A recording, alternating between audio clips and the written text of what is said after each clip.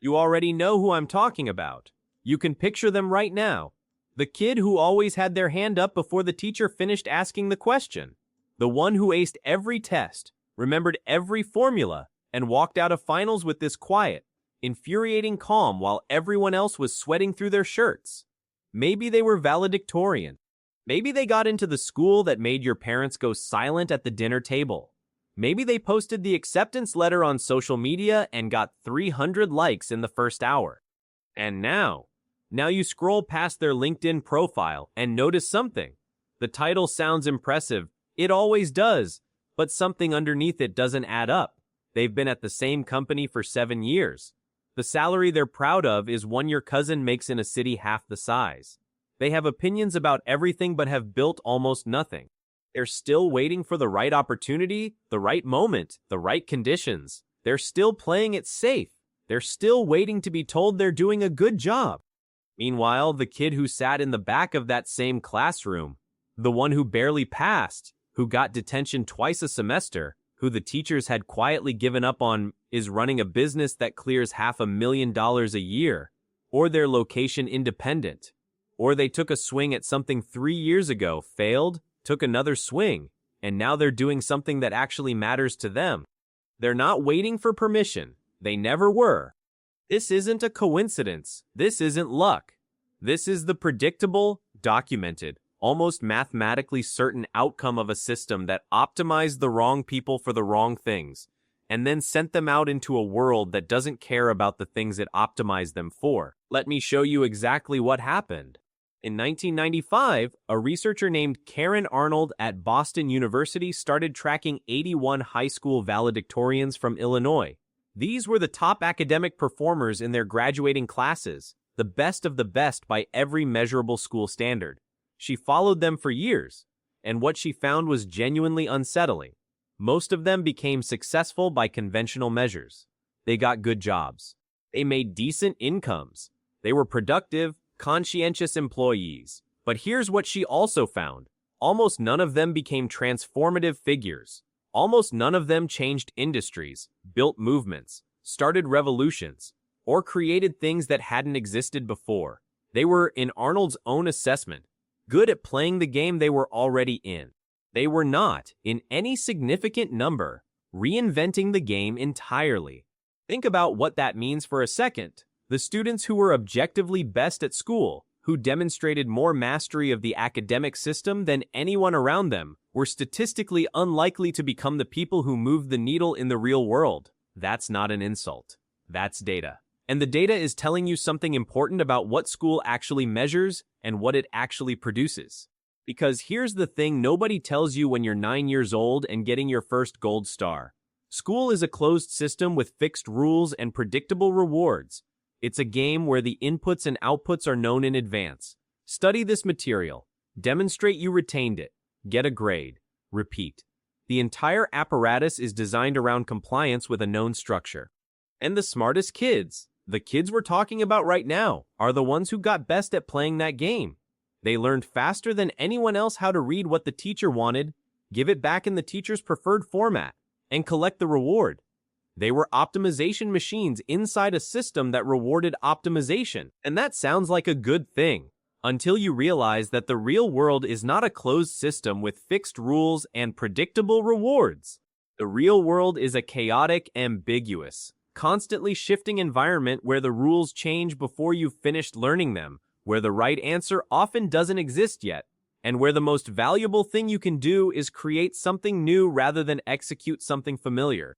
And the skills that make you exceptional at the first game, patience with structure, precision within defined parameters, performing on command, are not just unhelpful in the second game. In some cases, they're actively harmful. Let me give you a concrete example. There's a concept researchers call learned helplessness in achievement contexts, which sounds academic, but what it means in plain language is this. People who've been conditioned to succeed through approval-seeking develop a deep, often unconscious need to know what success looks like before they attempt it. They need the rubric. They need the criteria. They need someone in authority to tell them what the goalposts are before they'll take the field. And if there's no rubric, if the criteria are unclear, if no one in authority is watching, a lot of them freeze. Not because they're not intelligent, because their intelligence was built on a foundation of external validation, and when that external validation disappears, so does the scaffolding that their confidence was resting on. Carol Dweck at Stanford has been studying this for decades. Her research on fixed versus growth mindsets is well known, but the part that doesn't get talked about enough is this. Students who receive consistent praise for their intelligence, who are told repeatedly that they are smart, become statistically more likely to avoid challenging tasks, more likely to quit when things get hard, and more likely to interpret failure as evidence of a permanent deficit rather than a temporary setback.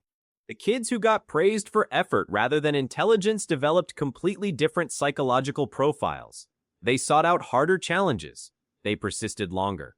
They were more likely to view failure as information rather than a verdict. Now ask yourself, which group got more intelligence praise growing up? The kid at the top of the class who aced everything effortlessly, or the kid in the back who had to grind for every B-? The smart kid got a lifetime of being told their intelligence was the source of their value. And that framing intelligence as identity rather than intelligence as tool set a quiet trap that only springs shut later when the world starts asking for things that intelligence alone can't provide. This is why the research on self-made millionaires is so consistently jarring to people who grew up in achievement-oriented households. Thomas Stanley, who spent decades studying wealthy Americans, found that the average GPA of a self-made millionaire is approximately 2.9, not 3.9, not the honor roll, not the kid who won the Academic Excellence Award, a 2.9. And when he asked his subjects what academic performance predicted about real-world financial success, the answer was essentially nothing.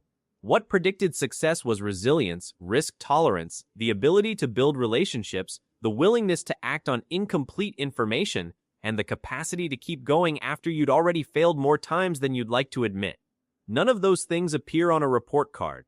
You want another data point. A study from the National Bureau of Economic Research found that high school student council presidents, not the valedictorians, but the kids who ran for office, who campaigned, who learned how to get people to vote for them, earned significantly more in their careers than their academic peers. Because running for student council requires you to do something that school never tests. Convince other humans to choose you. That's a social skill. That's a persuasion skill. That's an emotional intelligence skill. And it turns out those skills compound over time in ways that pure cognitive performance doesn't. Here's another thing nobody talks about honestly. The experience of being the smartest kid in a room for 12 consecutive years does something to your relationship with difficulty. When learning comes easily, when you can absorb material faster than your classmates, when you can score at the top of the curve without grinding, you never really build a high tolerance for being confused, stuck, or behind. You never develop the psychological calluses that come from struggling through something hard and not knowing if you're going to make it. And so when you finally hit a ceiling, when you finally encounter something that doesn't respond to intelligence alone, when the sheer horsepower of your brain isn't enough to get you unstuck, a lot of high-achieving students discover that they have very little framework for what to do next. The confusion feels catastrophic instead of normal. The struggle feels like failure instead of progress. And so they don't push through. They find a way to reframe the challenge as not worth pursuing. They tell themselves it's not the right opportunity. They tell themselves the timing isn't ideal. And they wait. And they wait. And they wait. Meanwhile, someone who got used to being confused, someone who spent 12 years not being the smartest person in the room, who had to fight for every piece of ground they gained, who failed enough times that failure stopped feeling like an identity and started feeling like weather, that person developed a completely different set of tools. They developed tolerance for ambiguity. They developed comfort with imperfect information. They developed the ability to move before they were certain, to build while the blueprint was still being drawn, to ship before the product was ready. And in a world where speed of execution often matters more than quality of initial idea, those skills are worth more than anyone told them they were going to be worth. There's something else happening here that I think is even more fundamental than all of this, and it has to do with what the school experience teaches the top students about risk. Think about how academic achievement is structured. Every assessment is cumulative. Your GPA is a running average. A mistake in October affects your standing in December. A bad semester can haunt your application years later. The entire system is designed around risk aversion, around making sure that the downside of a wrong answer is always present, always real, always threatening. And the students who reach the top of this system are, by definition, the ones who most consistently avoided those downsides. They weren't necessarily the boldest thinkers. They were the most careful ones. They learned to protect their record. They learned to answer questions they were sure about and skip the ones where they might lose points. They learned that in this particular game, the cost of being wrong was always higher than the benefit of being bold. And then they graduated, and they walked into a world where the entire calculus is reversed. In entrepreneurship, in creative work, in leadership, in building anything that didn't exist before, the cost of excessive caution is almost always higher than the cost of an honest mistake. Moving wrong is recoverable. Not moving is fatal. You learn by doing, not by planning to do. The people who win are not the ones who waited until they were certain. They're the ones who attempted early, failed productively, learned faster than everyone else, and compounded that learning into something real. But the smartest kid from your class spent 12 years being trained to do the exact opposite of that, and now we're surprised when they can't break the habit. Let me tell you about two people I know personally. One of them, let's call her Maya, graduated in the top 5% of her class, got into a prestigious university, doubled down with a master's degree, and took a job at a Fortune 500 company that her parents were thrilled about.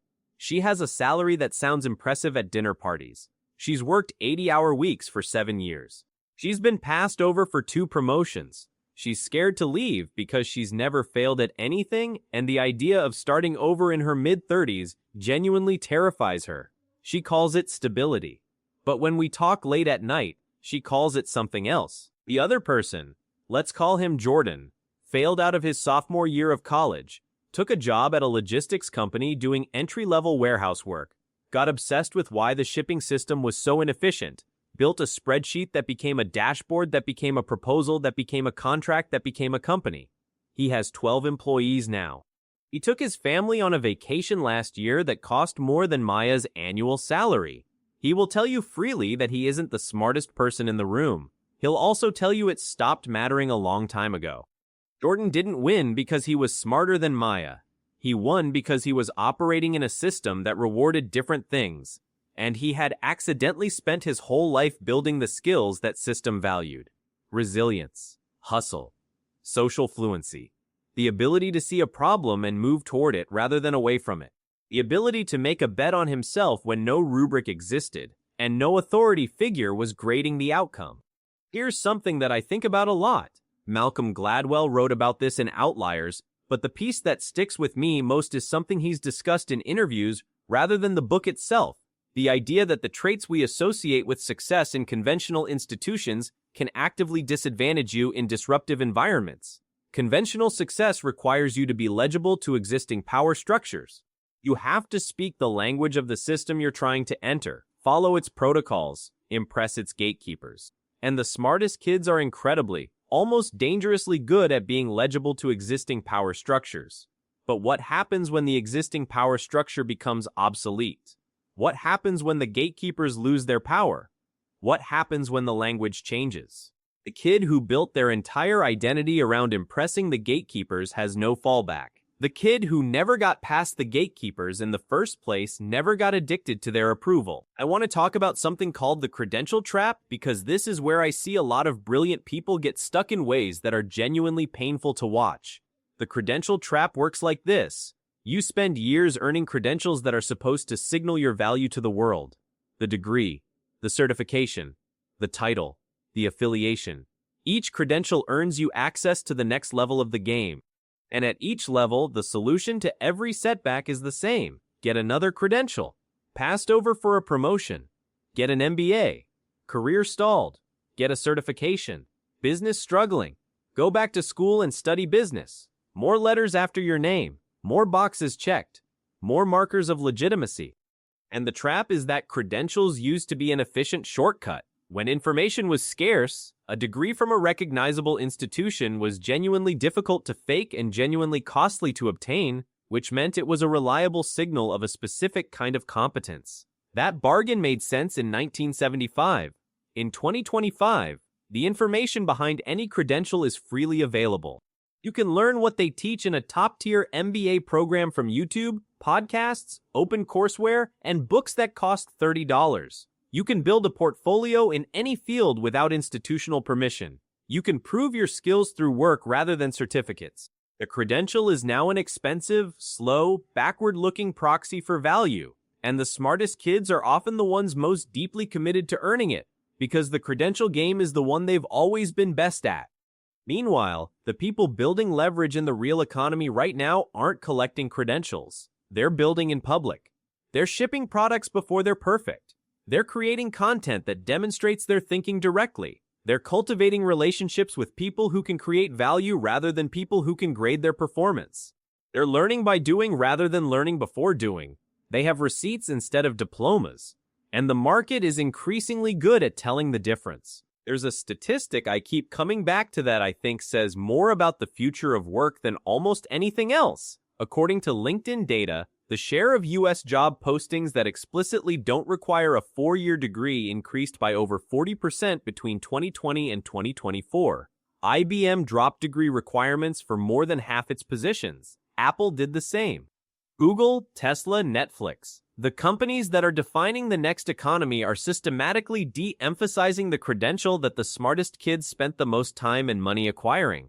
That's not a blip. That's a structural shift. And if you spent 22 years optimizing for a signal that the market is actively discounting, the math does not work in your favor.